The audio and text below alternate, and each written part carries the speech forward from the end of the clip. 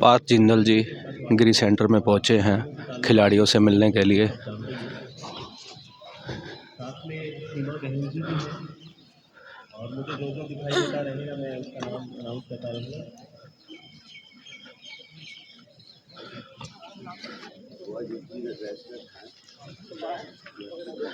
देख सकते हैं ये पार्थ जिंदल पहुंचे हैं।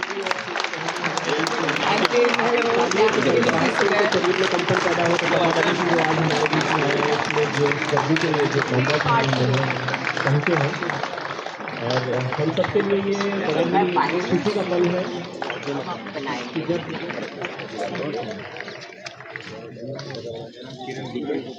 हेलो किरण, हमारी जो बहनें हैं जो मेडलिस्ट हमारी हैं श्रीमान पार्थ मल्लिका और सीमा बहन जी का यहाँ पर स्वागत कर रहे हैं।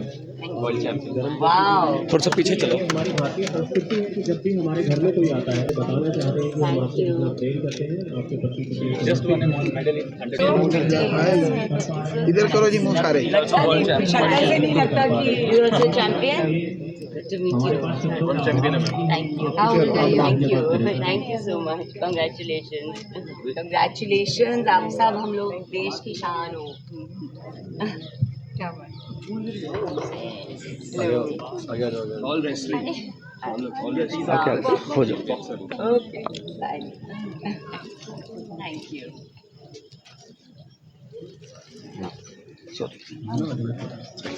थोड़ा पीछे आ जाओ दोस्त। सॉरी यार, मुझे पता नहीं था। आपका बहुत बहुत स्वागत है। भारती जी मोबाइल बीच में आ रहा है जी। अपना काम हो गया। राम राम जी। व्यक्त करते हैं, धन्यवाद व्यक्त करते हैं जिनकी बदौलत हम ये सारी चीज़ें कर पा रहे हैं और जिनकी बदौलत हम अपने सपने को पूरा करने की तरफ हमारे बीच में हों, तो ये वाकई हम सबके लिए खुशी का विषय है, गर्व का विषय है। आप मेरे पीछे जो ये कॉम्बैट हॉल देख रहे हैं, JSW पिछले 4 साल से हिसार के खिलाड़ियों को और दिल से आपका धन्यवाद करें सर, क्योंकि ये जितने भी बच्चे यहाँ बैठे हैं अलग अलग बैकग्राउंड से आते हैं, अलग अलग एरिया से आते हैं। इनकी जो आर्थिक स्थिति है, जो इनकी सामाजिक स्थिति है, उसको अगर आप नज़दीक से देखेंगे तो आप पाएंगे कि आप कितना बड़ा काम कर रहे हैं। उस सफ़र में हमारे को उंगली पकड़कर, हमारे को पीठ थपथपाकर, हमारे को सहारा देकर जो आगे बढ़ाने वाले थे वो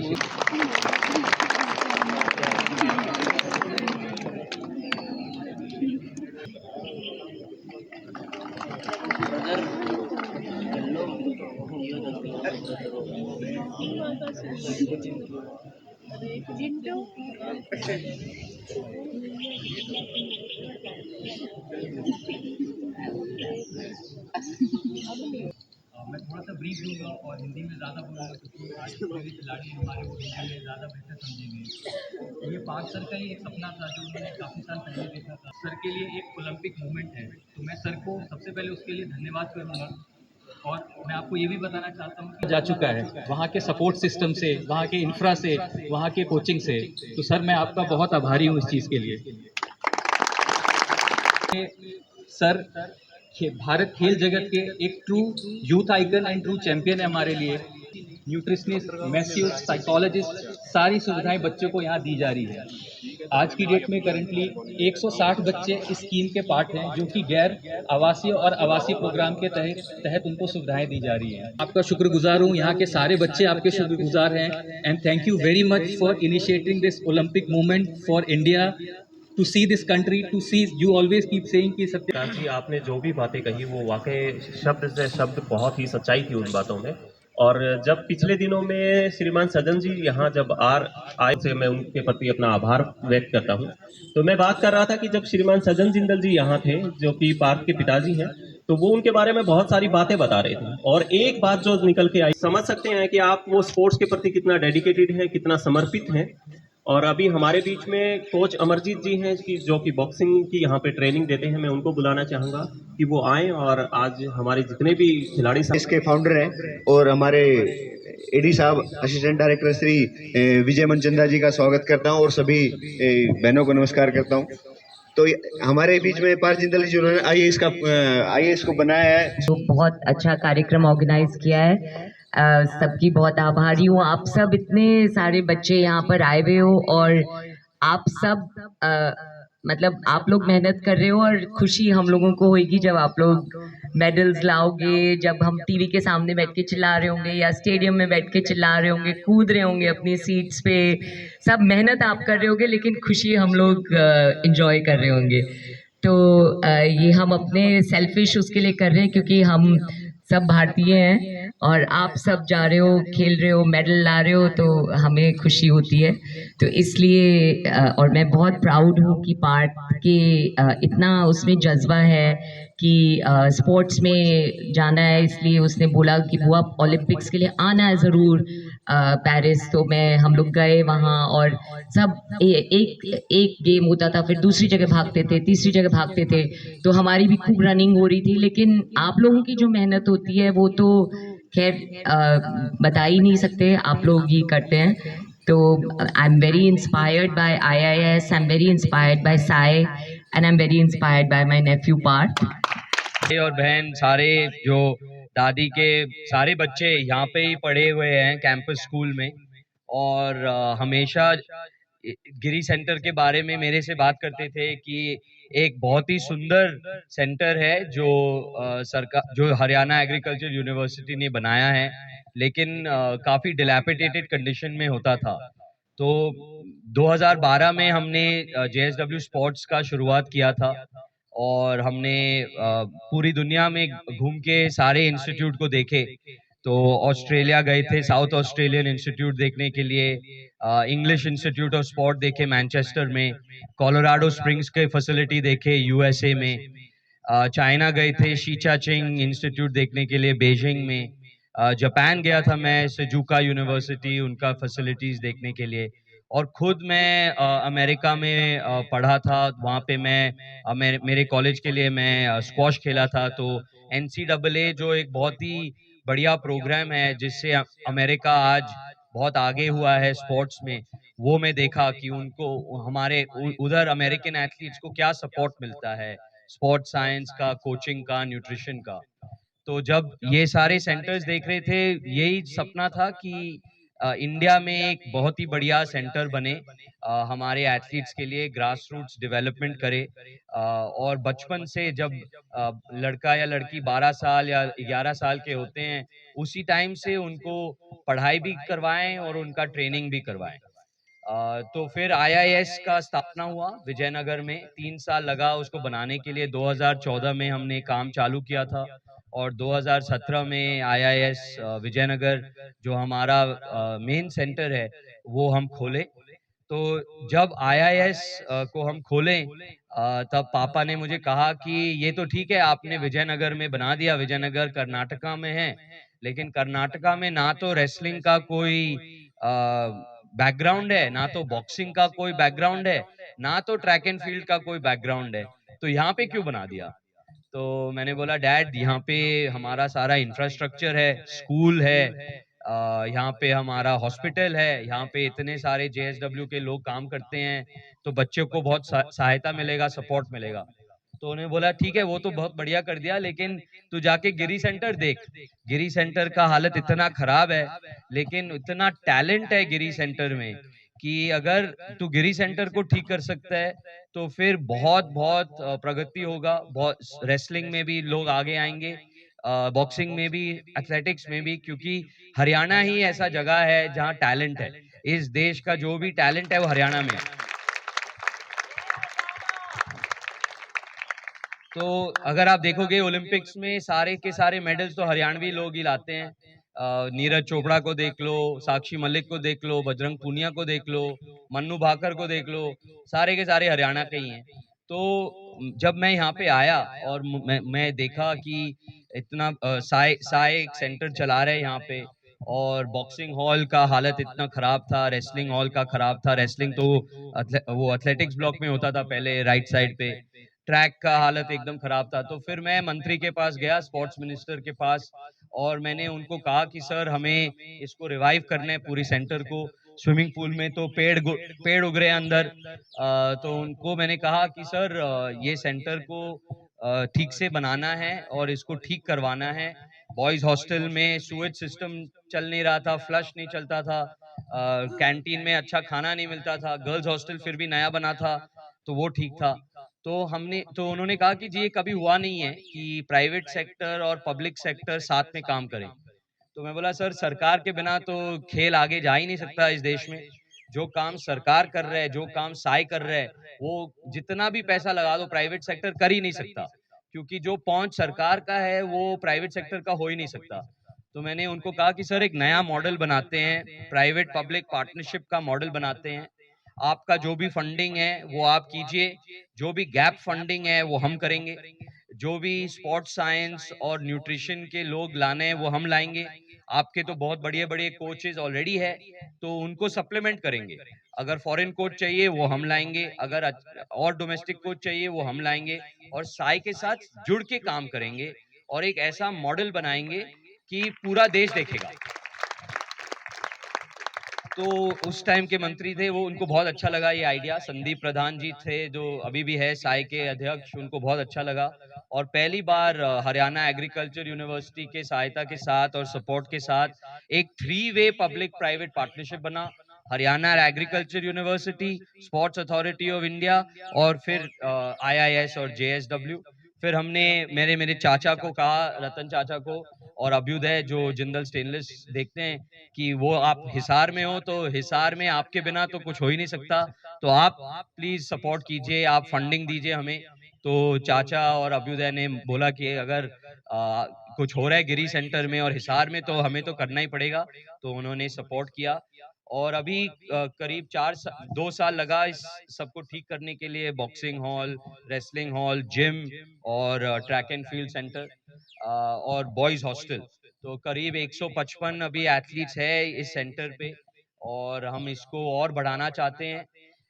स्विमिंग पूल अभी मैंने पिछले हफ्ते ही स्पोर्ट्स मिनिस्टर मनसुख मंडाविया जी को एक चिट्ठी लिखा कि ये जो स्विमिंग पूल है इसको भी रिवाइव कीजिए, क्योंकि अगर आप ओलंपिक स्पोर्ट्स देखोगे तो ट्रैक एंड फील्ड और स्विमिंग ये 2 खेल है जिसमें मैक्सिमम नंबर ऑफ मेडल्स होते हैं समर ओलंपिक्स में।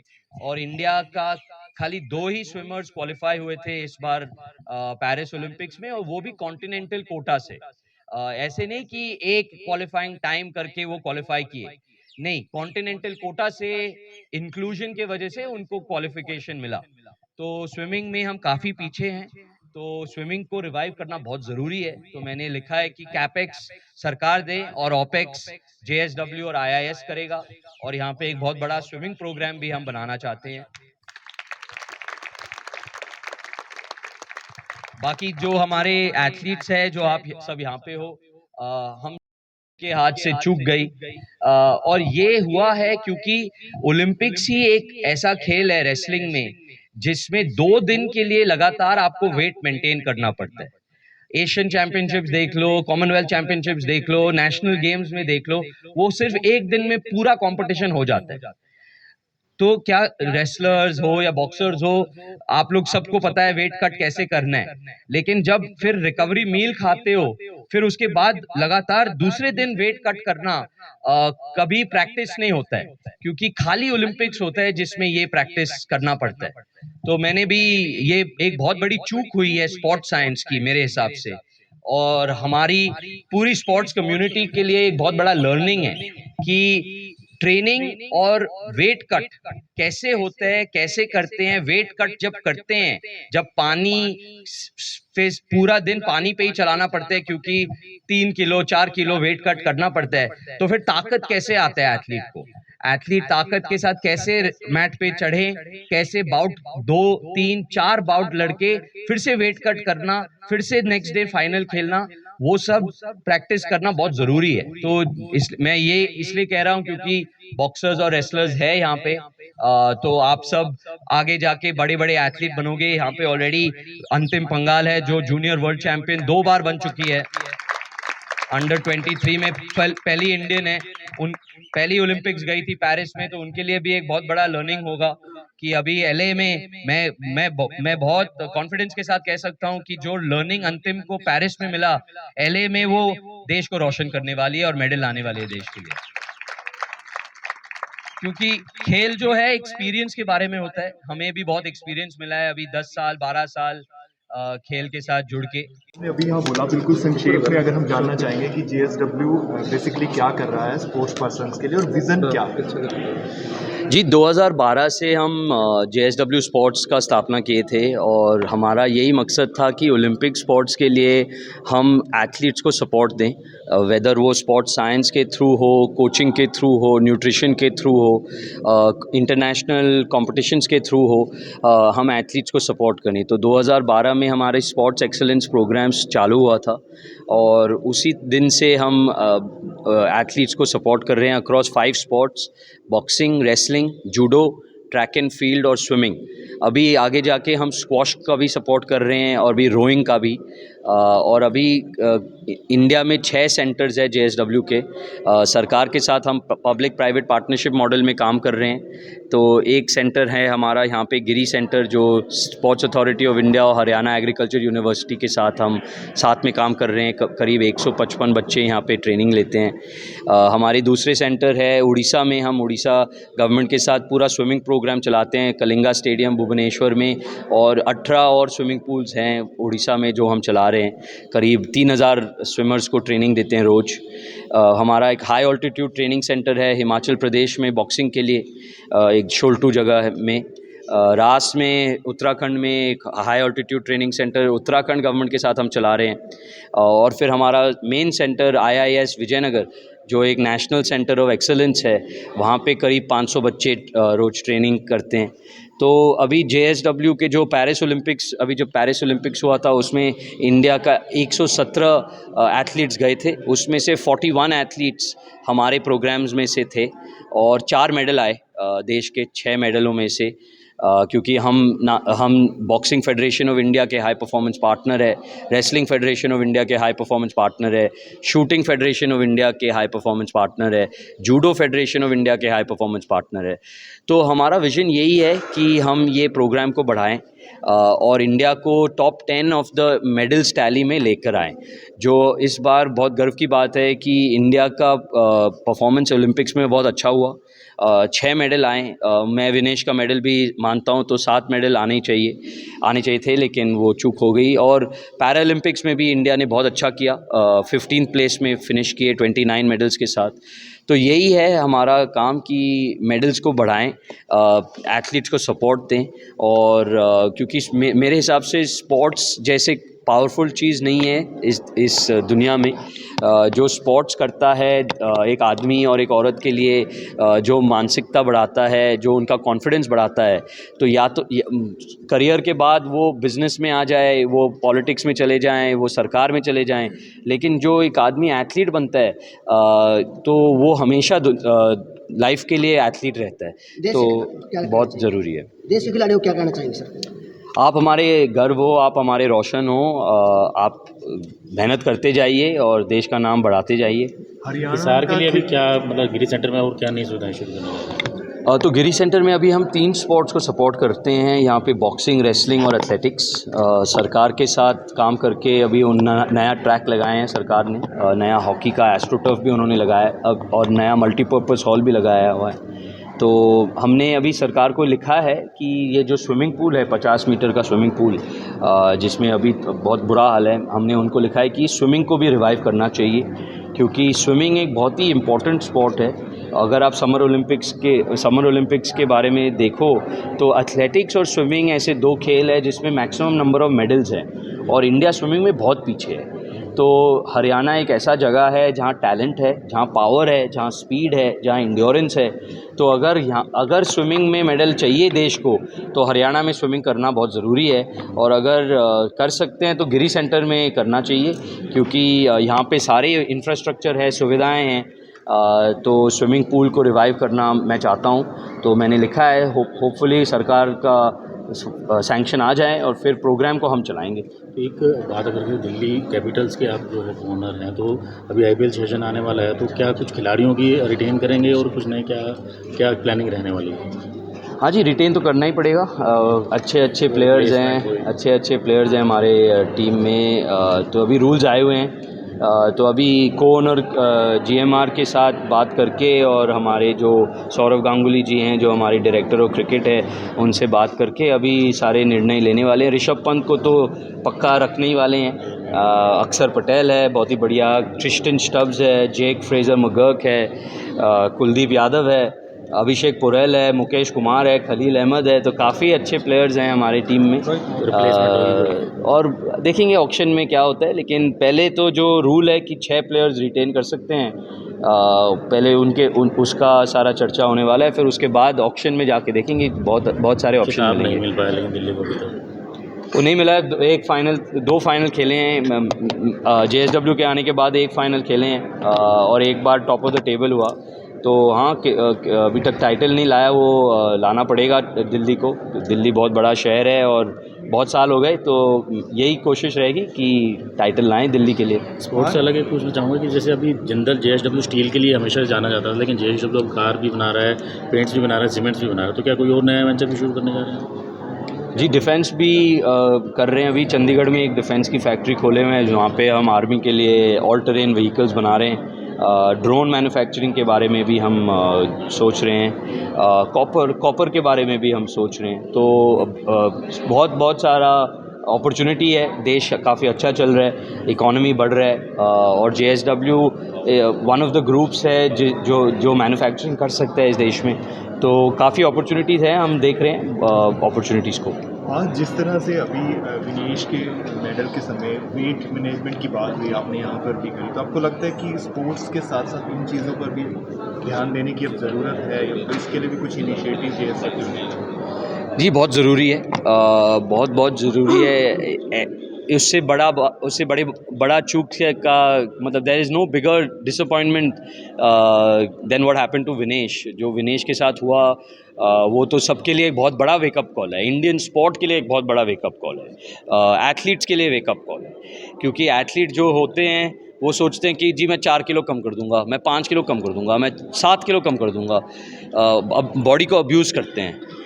तो ये बहुत साइंटिफिकली करना पड़ेगा आगे जाके, क्योंकि फाइनल पहुंच के फाइनल ना खेलना और गोल्ड मेडल ना लाना देश के लिए बहुत डीमोटिवेटिंग है। उस दिन जब हम सब उठे पेरिस में तो एकदम शॉक हो गया, हम सब we were in total shock.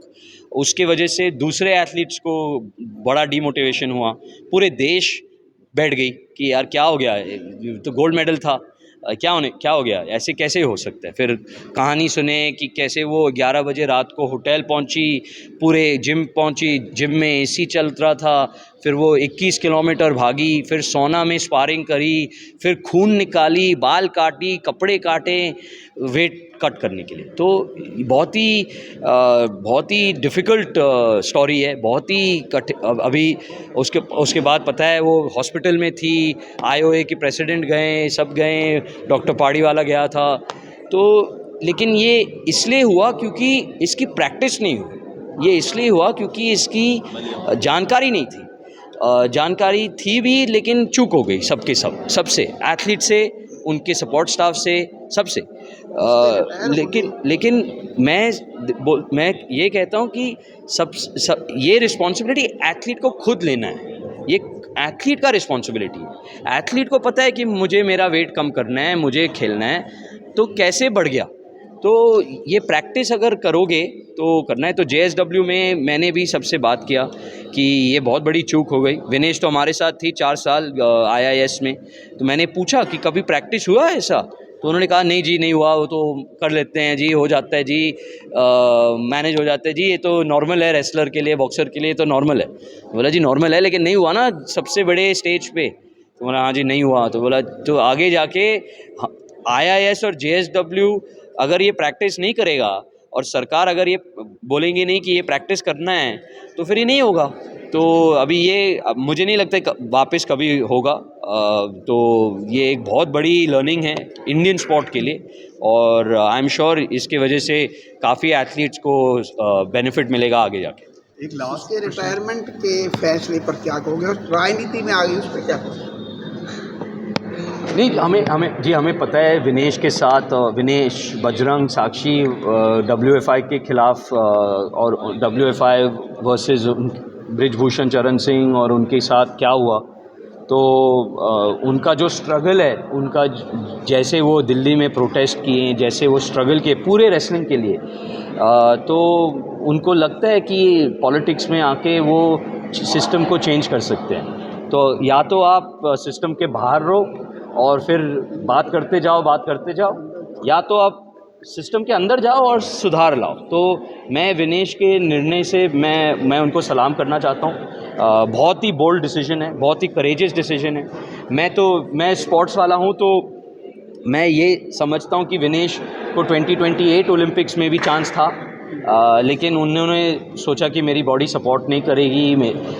उनको पता है उनके बॉडी के बारे में, लेकिन जो जज्बे को सलाम करते हैं, उनके जज्बे को मैं बहुत सलाम करता हूँ। और जिस तरीके से वो सिस्टम के अंदर आ रही है और सिस्टम के अंदर आके वो एथलीट्स को सपोर्ट करेगी। मैं विनेश को जानता हूँ, 4 साल विजयनगर IIS में थी वो हमारे साथ। तो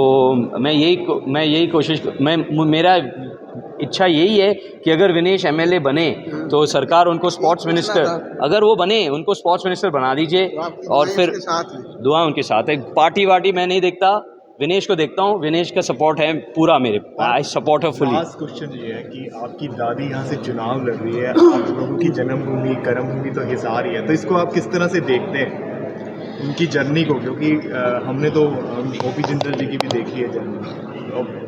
नहीं, दादी का जज्बा बहुत है। दादी को हिसार से लगाव बहुत है, पूरी परिवार को लगाव है, लेकिन सबसे ज़्यादा दादी और बाबा जी को है।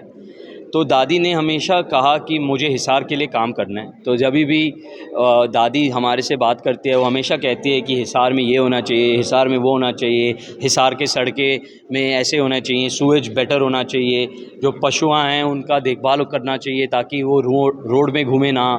तो हमेशा दादी के दिमाग में हिसार रहता है। तो जब उन्होंने हमसे कहा कि मैं हिसार में चुनाव लड़ने वाली हूँ, तो हमने सब मना किया। हमने सब कहा, दादी इस उम्र में आप क्यों करोगे, नहीं करना चाहिए, कोई ज़रूरत नहीं है, हम सब है, हम सब काम करेंगे। तो उन्होंने कहा नहीं, आप सबको मेरे से मिलना है तो हिसार आइए, हिसार परिवार मेरे साथ है, मैं हिसार के लिए लड़ूंगी और फिर मैं हिसार में ऐसे प्रगति लाऊंगी और तुम सब आओगे और काम करोगे हिसार के लिए, क्योंकि जो भी जिंदल परिवार है वो हिसार के वजह से है। और अभी हमें हिसार को वापस काम करके वापस देना है, क्योंकि हिसार ने हमें बहुत दिया है। Thank you. Thank you sir. यहाँ फैसिलिटीज़ दी जा रही है? काफ़ी फैसिलिटीज़ सर, जैसे हमारे ट्रेनिंग सेंटर में जिस चीज़ की भी ज़रूरत होती है वो अवेलेबल हो रही है। फिजियोज़ हो गए, बाहर ट्रेनिंग के लिए जाना है या किसी कंपटीशन में जाना है, कोचेज़ हो गए, मतलब हर एक फैसिलिटी को ये मुहैया करा है। किसी चीज़ की ज़रूरत हो तो उसके लिए अगर हम बोलते हैं तो वो भी चीज़ अवेलेबल हो जाती है। तो इनके शुक्रगुजार है कि ऐसे हमारी हेल्प करें और हम आगे मेडल दें इनको। यदि हम इन्वायरमेंट या इंफ्रास्ट्रक्चर की बात करें तो किस तरह का यहाँ इन्वायरमेंट और इंफ्रास्ट्रक्चर? ये तो बहुत अच्छा है सर, आप खुद ही देख लीजिए। और ट्रेनिंग में मतलब इस चीज़ का काफ़ी फ़ायदा मिल रहा है, जैसे मॉर्निंग में, इवनिंग में, तो हमें कोई ऐसी चीज़ की परेशानी नहीं आ रही। तो जो आपकी रेगुलर प्रैक्टिस है वो प्रॉपर वे से? हाँ जी, बहुत बढ़िया चल रही है। हमारे कोचेज़ भी इतने अच्छे तरीके से ध्यान दे रहे हैं और रेगुलर प्रैक्टिस हो रही है और उसका रिजल्ट भी हम दे रहे हैं देश को।